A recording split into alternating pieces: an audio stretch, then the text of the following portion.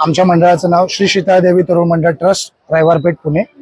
माझं नाव आहे योगेश बकाल। मी या मंडळाचा कार्यकारिणी अध्यक्ष या नात्याने तुम्हाला या ठिकाणी आपल्या मंडळाची माहिती देतो। पुणे शहरात मंडळाची स्थापना 1968 ची आहे। आज मंडळाला 58 वर्ष पूर्ण झालेली आहेत। पुणे शहरातील सार्वजनिक नवरात्रोत्सव साजरा करणारे हे दुसऱ्या नंबरचं मंडळ आहे। पुणे शहराचा पूर्व भाग हा धार्मिक दृष्ट्या खूप महत्त्वाचा आहे।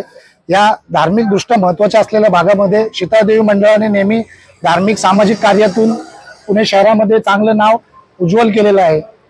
पुणे शहरातील ग्रामीण दैवत जसं जोगेश्वरीची देवी आहे तशी आमच्या पुणे शहरातील रायवारपेठेमध्ये श्री सीतादेवी म्हणून प्रसिद्ध आहे।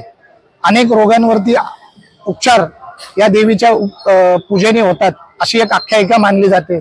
1962च्या पुरामध्ये जे पूर आला त्याचं पाणी सुद्धा या देवीच्या पायाला लागल्यानंतर ओसरायला लागले अशी आख्यायिका सांगितली जाते। या मंडळाच्या माध्यमातून आपण अनेक वर्ष सामाजिक कार्य, आरोग्य शिबिर, वारकरी भोजन, पालखीमध्ये औषधांचं वाटप, या भागातील गरीब जनतेला आरोग्य शिबिरांच्या माध्यमातून आरोग्य सेवा पुरवतोय, वैद्यकीय सहाय्य, आर्थिक सहाय्य पुरवतोय।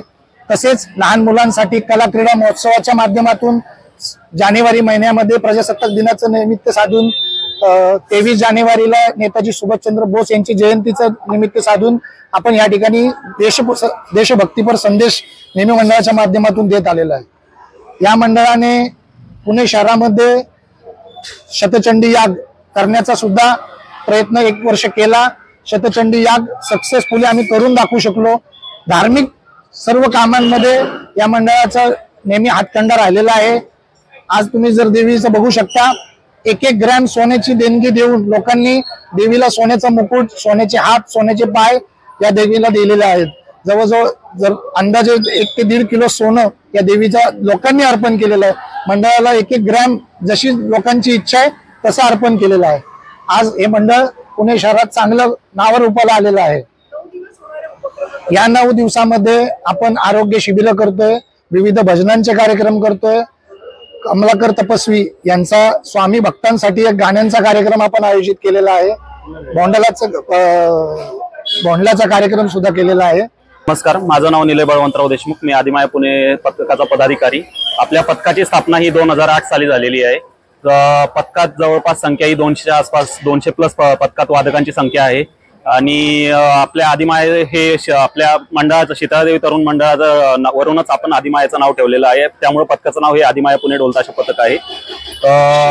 तसंच आपल्या पथकात वाद्यांची संख्या ही 100+ ढोल, त्यानंतर 30 एक ताशे, 10 जोडदांज, 11 ध्वज आणि 2 टोलगाडी एवढी आहे।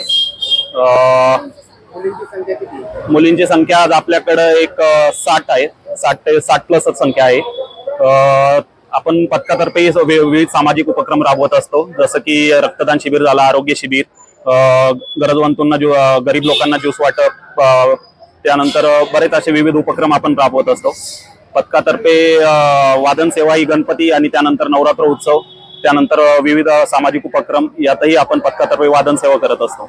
की भाविक भक्तांना आता मंडळात आपण सर्वांनी दर्शनाचा लाभ घ्यावा 9 दिवसात या आणि नक्कीच भेट द्यावी।